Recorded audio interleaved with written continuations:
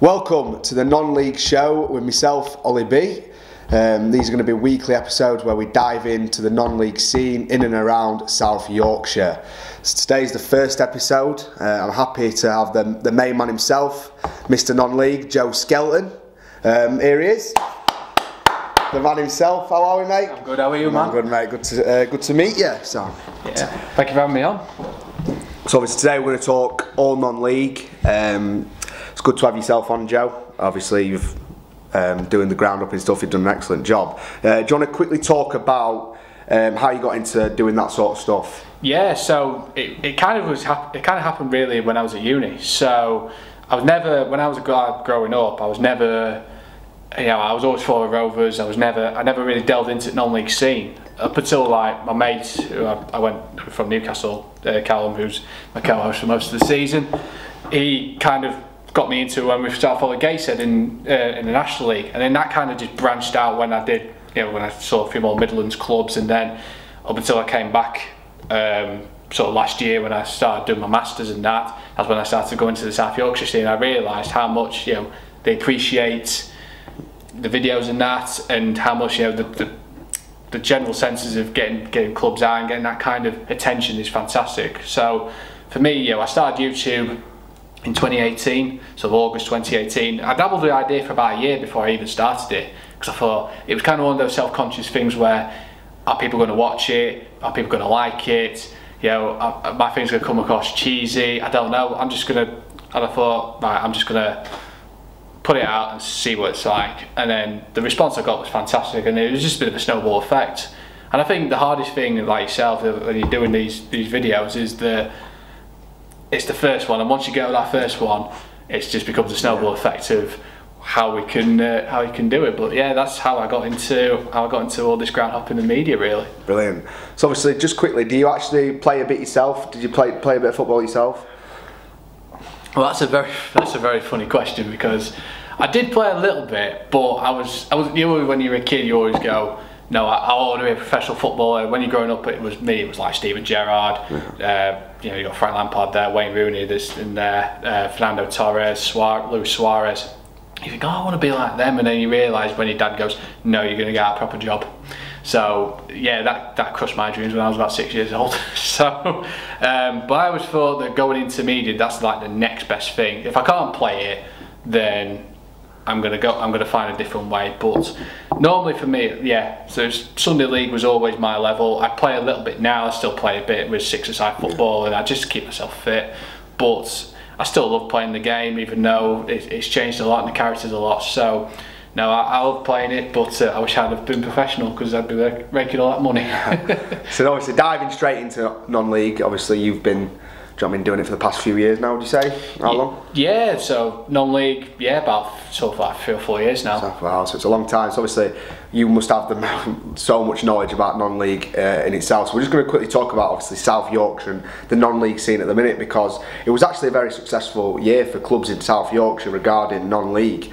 So I'm going to quickly talk to you now about obviously the state of non-league in South Yorkshire. So your likes of Rosington, Armthorpe, obviously you went to watch them a lot last year, Fawn as well. I just want to quickly ask for your thoughts on them sort of clubs, and obviously how they did when you went to watch them and stuff like that. It was fantastic, because the whole scene with non-league, ever since we came out of lockdown, ever since we got back to having a full season, there's been a massive boom in terms of fans coming into watching non-league football, realising that there is life outside the Football League and the Premier League.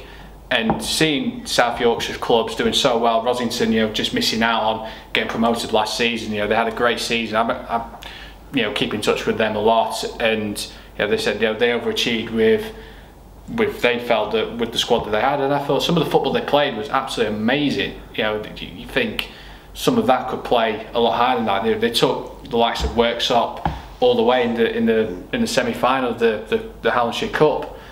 And they were just unfortunate that just a little bit of quality at that final third that just got Worksop over the line. Armthorpe again, they had a good season. They've got 1 or 2 good players. I think Lee Morris has done an excellent job there. I think it's only going to get better for them. I think they can add to the squad that they've got. I think they'll be pushing playoffs, I think, next season. Yourself, Fawn, you played with them for a little bit. Wouldn't say play, I'd say lurk around squad, but But the season they had, it's fantastic. 4 teams were vying for that title last season, and like I say, only one went up. Of course, Newark won the league. They're in the United Counties next season. Again, there's been a lot of controversy going on with Northern Counties, and Central Midlands would be here to the end of the time for talking about that. But Thorn had a great season. Unfortunately, I think they just didn't get that get that over the line. But now that like I say, it's fantastic over the South Yorkshire period, where there's some of the teams there. They've given us some great memories. Certainly given me great games to go and watch and vlog. Like I say, it's only going to get better for these clubs going into a new season. Brilliant. So we're going to go to, obviously speaking about non-league there, you've pretty much hit the nail on the head, but we're going to go into something a bit different now. So obviously I've laid out some post-it notes there for Joe.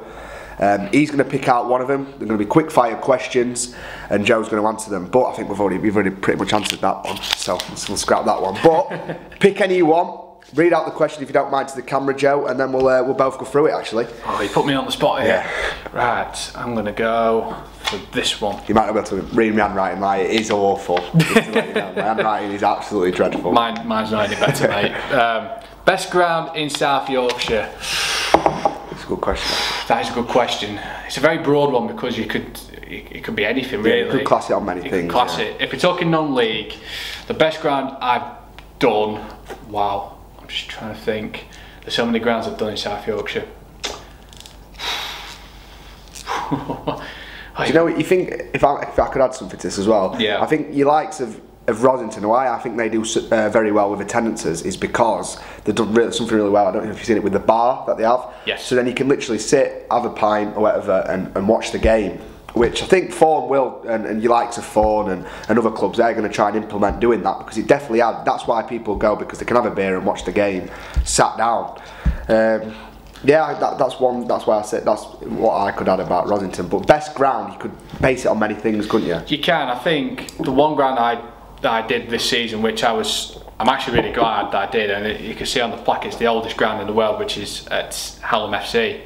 With the slope, it's just got that character. You've got the slope down the bottom. When I saw Rosington play, they beat them 5-1 in the League Cup, and you've got the cricket ground there. You've got that night, I think there was about 600-700 people there. They had some great averages, attendances this season, Hallam, and of course they went on to win the league. Congratulations to them. I think they'll do well at step 5. I think that was, for me, just that character, one I wanted to do for ages. Like I say, football was invented in Sheffield.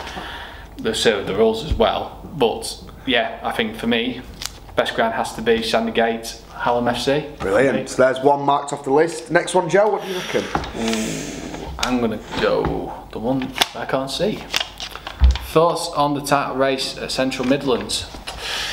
Good question. It's actually a good question. So you could obviously, so Newark ended up winning it, but I actually want to ask you a question. What are your thoughts on all 4 teams? So I'll kind of differentiate between the 4. So who do you think played the best football out of the 4? That's the first question I'll ask you, actually. Good. Yeah, the best football, I would have to say Retford United. Yeah. I just thought they played some really good, pretty football. They had a brilliant striker in Mark West, 44 goals last season in the league. He was just a brilliant focal point for them. Certainly in some of the games I saw them play, like Dinnington when they won 5-0, they were absolutely ruthless. The game against Crowell, when I saw them, I thought they won the game, but the defensive side was superb for their point of view. But Retford, I'd say, rank them as number 1. Thorn would be second for me, purely because I thought, again, they've got some tremendous players. Very, very exciting team. It was a young team as well coming through, and again, what James has done there. I think the coaching staff as well. I think it's a fantastic job. I think they were unlucky not to go up last season. And certainly, I always said in the videos, the 4 clubs that were in that title race could easily do well at step 6. 100%. Absolutely. Yeah. Claycross would be third for me, purely because. Yeah, I saw them twice. I saw them won 1 and lost 1.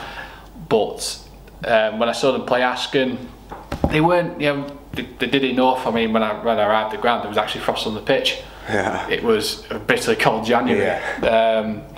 And yeah, they played some good football. But what I didn't like was when I saw them play Harworth was, I remember speaking to the manager that a lot of the players, because they weren't in the title race, a lot of them just packed their bags and went, no, we're not attitude, which I think is absolutely disgusting and disrespectful to the manager. That, but they're still in the title. There were still 2 points, 3 points. They could still win the league, and they went, no, we're not doing it. And I thought, I was a bit. If that was me, if I always said, if my dad ever told me that I was going to do that, he'd give me a clip around the ear. Like that. So. That they would be third. Newark would probably. I only saw them once, and they played in Nottinghamshire Cup final against Retford actually, and I didn't think they were that great. I know it was a cup final. I know they won the league, and they could have done a historic double, but I just didn't think that they didn't play that much of good football for me. Again, Retford found a way to win the game. I think that was kind of been their key theme really for a entire season. But Newark, I wish I'd seen a bit more of them, but I think sometimes, some of the games that fell, I just couldn't get to them. So, yeah, that's probably the way I would rank them in terms of football. Brilliant. On to the next one then. I'm going to go best style of football you've seen. Good question, because I think if you're going on football, in terms of South Yorkshire, Rosington would be up there. Yeah, they play nice football, I think Ben and Matt, what they've done, the style of football that they've got is fantastic, and like I say, they've got, again, they're another team that will go places. They've got a young team.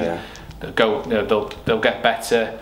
I think the setup they've got is fantastic, because we've talked about the facilities there before. But Rosington will certainly be up there. I think another team in certainly the South Yorkshire area, which I really liked. I'm just trying to think, because there was, if we're talking about Yorkshire, there was another club I really liked, was Garforth Town in Step 5. They got a great team, great setup there. Just missed out on promotion to Step 4. The fans were brilliant. Got a lot of respect for them, but they were embroiled in getting into a promotion race with Winterton and Eccleshill and Shercoll, who now gone into United Counties. They produce some great football. So every club has got an identity. The one thing that you'll know as well from playing the game, every club's got identity of how they want to play. Some people play very nice, attractive, passing football. Some of them are very much 2 banks of 4. Sit behind the ball. Which is the majority, you'd probably say, wouldn't you? Exactly. Yeah. There's nothing in between. I do like a passing game. I do like a philosophy like that. So, but yeah, they would be my top 2 for me. Brilliant. Now the next one, we'll go with this one actually. I'm intrigued to see this one. Best non-league experience. Right. Going last season would have to be, because I was in the commentary box for this, would have to be the National League Player Final that I did. Solihull Moors against Grimsby, to see that other side. I wasn't not sitting with the fans, but actually being in the commentary box and actually experiencing the emotions of the player final was absolutely fantastic. And to actually, the station I was, Switch Radio, they were, the Solihull Moors based. They wanted the Moors to win. Of course, I'm having to be like Switzerland to be a little bit neutral. But at the end of the day, Grimsby, they were worthy winners. They found a way to win the game. Their fans were fantastic. The Moors, they're under Neil Hardy, they had a tremendous season. They've matched their points tally from the 18-19 season. I think they'll do well next season. I think with the clubs that are coming down, Scunthorpe and Oldham, and then you got Gateshead, York, Dorking and Maidstone. I think the only 2 clubs I think will be a bigger, or 3 clubs I think will be threat: Wrexham, Chesterfield, Notts County, and then you got Solihull Moors up there. I think that could be the top 4 for next season nationally. But that'd be the best. That'd be one of the experiences. The other one, I think, if I was with the fans, would have to be the semi-final of the FA Trophy, which actually made me go viral, which was the Stockport final. Been viral? Yeah, it went viral. One of the stories was Stockport played Fylde in the semi-final, and Fylde scored in the 89th minute. Danny Rowe scored. He celebrated in front of the Cheadle Road end, which is where I am, and 2 Stockport fans jumped onto the pitch and tried to fight Danny Rowe. Did they? What, this was right in front of you? Right in front of me. I'm right in the middle, but I filmed it. And the clip went viral. There were news outlets that wanted it. What, messaging yourself asking for that specific? Yeah. Jesus. I know. Offering decent money. Or was it? Did they even offer a bit of money for it? Did they even offer any money? Did they not? No. They were saying, can we use your clip? Is that what it was? Yeah. Yeah, we'll give you credit. Did you let him have it? I did, and it did get me a lot of publicity, I'll do admit. But to be so early on in that career with YouTube, it was. It's little moments like that that you need to kind of boom, don't you? Really, but. Like you said, yeah. So obviously that's one of your most memorable experiences in non-league. Here's another question actually. So we'll go. This is most memorable non-league moment, quite similar to the other question. But have you got any moments based like in South Yorkshire teams where there's been any brawls or bad tackles or any worst tackles that you've seen yourself that's led to a brawl? Any sort of them that you've seen that's that's kind of stuck? There's been a couple. The one thing I always remember was I remember when Phil played Dinnington. Yeah, we were actually on about this off camera, to be fair, because I was at this game as well, and you were there, weren't you, by yourself? You were at the other side of the pitch, and yes. I had a right view of this, but I'll let you explain first, to be fair. So what happened was it was that Dinnington were winning the game, and it was we were talking 5-10 minutes to go left in the game. There's not much left in at all. And I remember one of your players, he lost the ball, and obviously he's gone in. You're thinking, I'm on the other side of the pitch. I'm thinking, don't do this. Yeah. I could see this coming from 10 miles away here, and he did it. I'm just like, why? Yeah. And he called mass brawl and red card and everything. There were a lot of the obviously with the fawn lot, and. Yeah, and there were a lot of people going in there, and loads of Dinnington came on. It was just a mass brawl for about a minute, wasn't it? Yeah. And I was thinking, it must be great content for you. Oh, it was amazing. Yeah, it was a mass brawl, other side of the pitch. You had everyone in, gaffers in. I think even James was in, I didn't think. Yes. And James isn't that sort of person, is he really? No. But he were in, and it were crazy. It was just a mad minute, but it were a very bad tackle in fairness, to be fair, on the Dinnington lad. But yeah, that's definitely a memorable moment, isn't it? Oh, definitely, and of course it continued in the tunnel after the game. Yeah, there was a few scuffles. Yeah, Andy Porter and a few of the form were getting a bit. Yeah, like I said, it's football, isn't it? But it does. Emotions were running aisles, isn't it? Yeah. So we've got two left. We'll leave that one. Yes. So two left. So best goal seen live.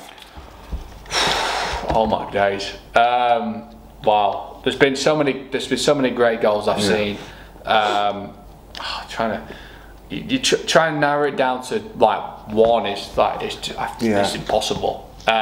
Certainly the ones I've seen last season. I think just the whole round team. I remember one of the goals I've seen, which was amazing. It was the quarter-finals at League Cup. Rosington played Stocksbridge Park Steels, and Myron Gibbons scored. It was his hat trick. You're thinking they're 3-2 up with 2 minutes to go. You're thinking just go to the corner. Yeah. And now he's the counter attacking.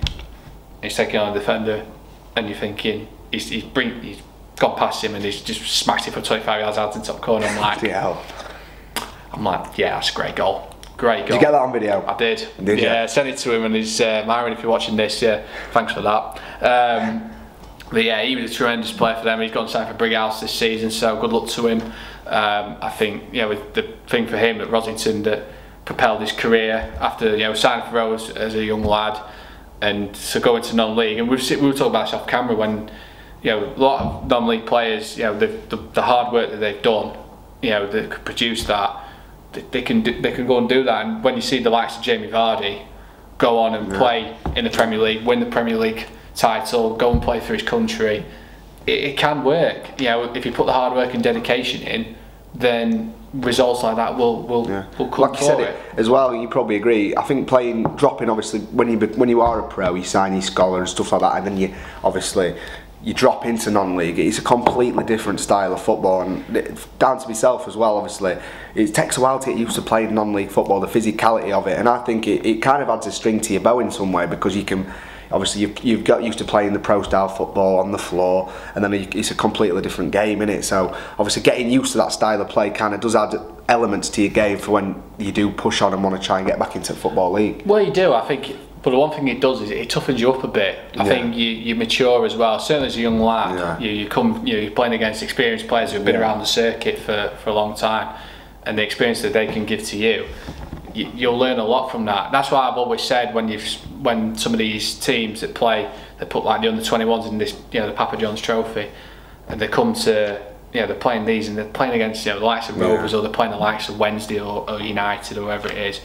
They're not going to learn a lot. If they go to non-league, if they play for some of these clubs, they'll learn a hell of a lot more, because they're playing against senior professionals, and they will not give you an inch, because they will go through you. That's for certain. That's brilliant. Yeah, that's the whole point of non-league in it, really, as well. And do you know what? It's created some great players, hasn't it? 100%. Last one we'll do. So best young prospect in non-league, in your opinion. So we'll base this off South Yorkshire clubs that you've seen, if we can. There's a couple of players I saw last season. I thought they'll be good players. There's a player who played for Rosington called Bailey Conway. I knew you were going to say this, actually, because Bailey's a very good mate of mine. I used to actually manage a team with Masha. I call him Masha. Yeah. We used to manage an under-18s team. We both used to play as well. But yeah, he's actually recently got into Rovers, hasn't he? Yes. Did you know about that? I did. Yeah, and he's got a chance at Rovers now. And do you know what? I'm dead proud of him, to be fair. And to be fair, he's told me that he's doing well and stuff in the trials. But you can quickly explain what you thought when you obviously saw him play and stuff. When I saw him at Rosington, I thought he was that focal point in midfield, and his composure and the way he pinged the pass was just so effortless. Yeah. And he was, for a young guy like that, his maturity was a player that had played in a game like 10 years. And he could. The one thing I liked, he could, chip in with a goal or two. Yeah. That's the one thing I like. Certainly midfielders now, and certainly the style of midfielders has changed a lot in the last 10 years or so. Yeah. It doesn't have to be non-league or pro. Playing at pro level, it's changed a lot, because I think the coaching styles have changed. But the thing I like about Bailey is that he is very much an old school midfielder. Get the ball, find the pass, drive. He reminds me a little bit like a Patrick Vieira or a Roy Keane, just someone that can drive the team forward. And he was one of those players that gave Rosington so much success last season and taking them all the way to the playoff semi-finals. So, good luck to him, because I think Rovers could do with someone like that, a midfielder that can drive the team forward, even when things are not going against them. I know, and secondly as well with Rovers, it's not really a big risk, obviously, taking someone like Masha on. And like you said, I hope as a friend to him that he does get the opportunity, because he works for it. Like you said, he's not like myself, who's out, do you know what I mean, drinking on a weekend. Do you know what I mean? Going on holidays all the time and stuff like that. He's heart and soul is football. Yeah. And like I said, he eats well, do you know what I mean? He trains as much as he can, so that's why I kind of hope as a friend he does get that opportunity, because he does deserve it. Yeah. Right. So we're going to go through a couple of predictions now. Obviously, we've got the new season coming up. Yes. Pre-season started for majority of clubs. I just want your opinion, on predictions obviously for next year. So you got your likes of Rosington. Obviously, they got to the playoffs. You got Arnthorpe now, who are building a good side for next year. You got Fawn, who want to have another promotion push. So I want kind of your opinion on next year and how you see them clubs in South Yorkshire doing. It'll be interesting, because like I say, I'm very, very excited for this new season. Again, like I was last season, where we had the first full season since COVID. But now I think the teams now have got a time to rebuild after a great season for a lot of these clubs around Doncaster, Rosington. Can they emulate that? What they did last season? I think they were pretty much the underdogs going into it, with a lot of clubs around there, the likes of Hallam, North Ferriby, Harrogate Railway, Brig, chucking a lot of money, and they, compared to all that, they were, like I said, they were the underdogs. So if they can recruit right in the summer, if they can recruit right from now till the 30th of July when the season starts, I think they'll be up there again. I think that we're talking to Ben, talking to Matt, and the philosophy and the idea they have for this football club. They want to be playing at step 5, and at least next season, or if it's not, the year after. Because I think the journey they've got, I think it's something I can buy into. Not only as a fan yourself, as a football, wanting these Doncaster teams to do well, but when you see that and the way that they bring the village in as well, the community, I think it's absolutely amazing. And the same that they've got with Arnthorpe. Arnthorpe they've got the same idea. Lee's, ever since he's come to the club, has done a great job.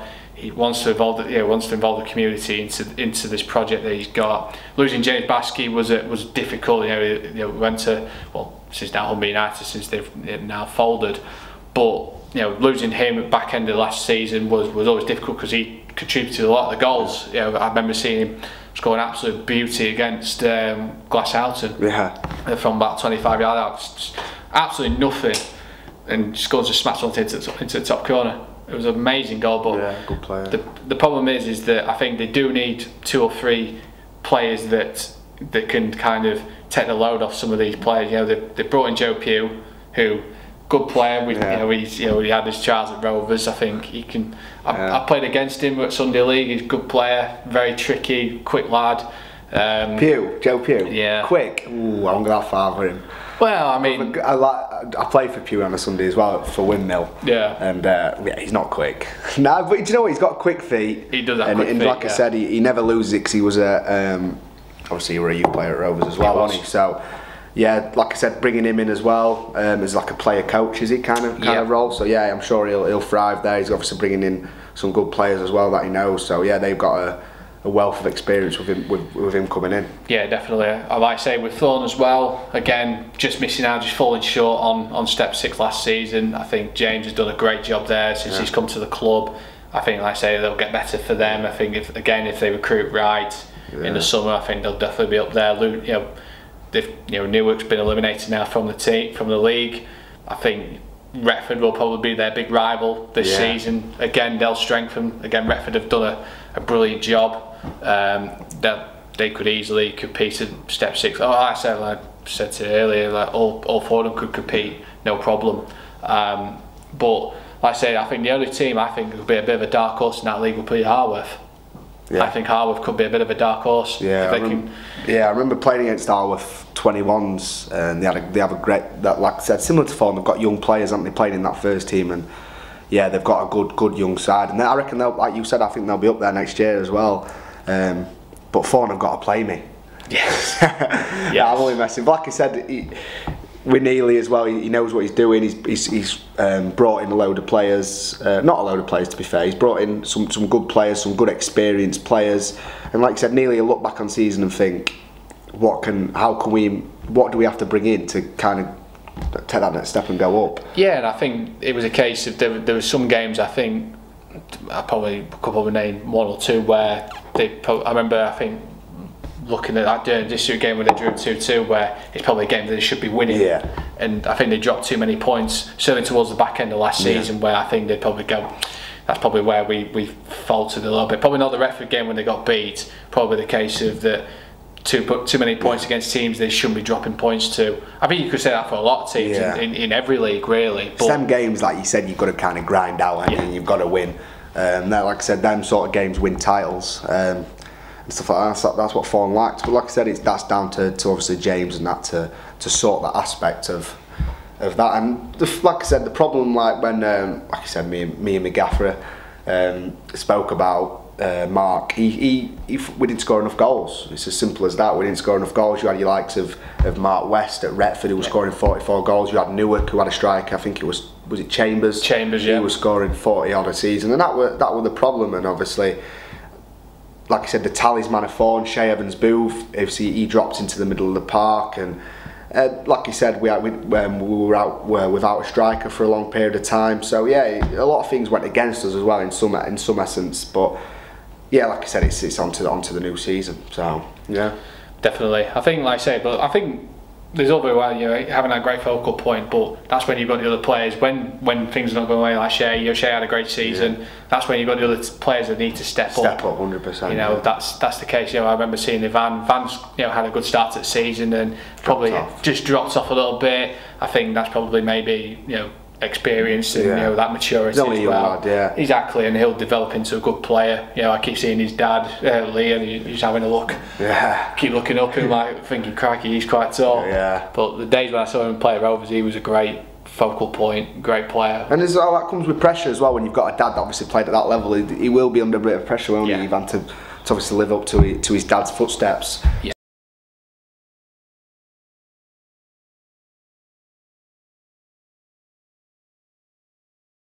So we're going to go through the last bit of the show, where I'm going to fire 5 clubs at Joe. He's got 30 seconds just to go through the club, what he thinks of the club, setup, management, everything. Ready?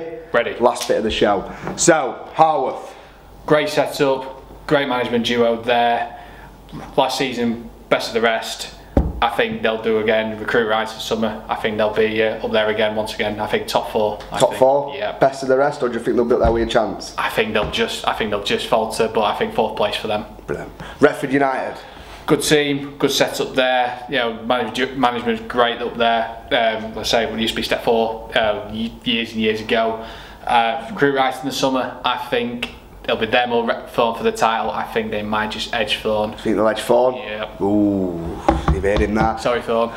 Armford. Armford, great setup there. Lee's great manager. Got a lot of time for him. People there work for the football club. Fantastic people. Need to recruit around the summer. I think they'll be top 10. I think they'll be 8th. I think they'll just miss out on playoffs. Just miss out on playoffs. Yeah. Right, we're going to go on to Rosington. Rosington, good team. Ben and Matt, brilliant people. As I said, I think all the management are great. Got nothing bad to say about people. Again, need to recruit right. They've lost a few players. Myron and Bailey. They've got to replace them right. Again, I think they'll be in the playoffs. I think they'll finish 5th. 5th? Yeah. You think they'll be in the playoffs? I think they'll be in the playoffs. Thorn, again, James, fantastic. A lot of time for him. Again, another team that needs to recruit right, get the right players in. I think they'll be 2nd. They'll have a great fight with Retford, but I think, sorry Thorn, but I think you'll miss out on the title. Ooh, you've hit it there for Mr. Non-League himself. There's his predictions from the South Yorkshire clubs based on next year's season. So obviously, we've gone through pretty much loads there, haven't we? So yes. we've waffled on for quite a while. So I do appreciate you coming on today, Joe. We've had a great chat, mate. It's great to open the show with yourself, someone as knowledgeable as non-league as yourself as well, been everywhere, watched so many clubs. So I appreciate you coming on, mate. Thank you very much. Thank you very much, mate. Next week, we are going to have someone who is just as experienced as playing in non-league. Greg Young, former Sheffield Wednesday player, dropped into non-league, played so many games in non-league as well and professional. So yeah, delighted to have him on next week for next week's show.